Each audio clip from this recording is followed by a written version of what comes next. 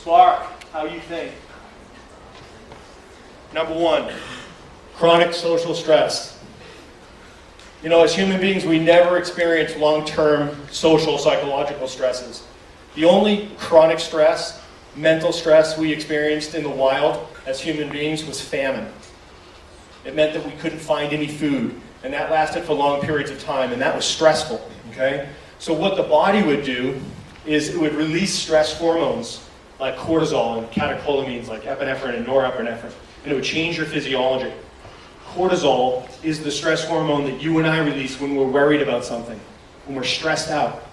And that stress was serving us well if there was a tiger jumping out of the woods, because that cortisol, that stress hormone, would change your physiology, so your heart rate went up, your eyes would dilate, your muscles would flex, your breathing would change, okay? You would be stressed out. You would be ready for what? Fight or flight.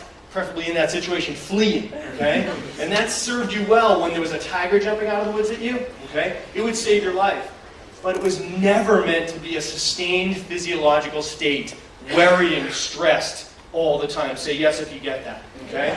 So what we're dealing with today as human beings is a totally unnatural phenomenon of chronic social stress. You throw in chronic dehydration, toxic deficient lifestyles, and exhaustion because nobody's sleeping right, and we've got the perfect hormonal storm for just tragedy and chronic disease. So we've got to help mitigate some of these social stresses. We've got to create things, tools, that will help us sort of process things and reduce our chronic stress. So we're going to introduce the concept of journaling.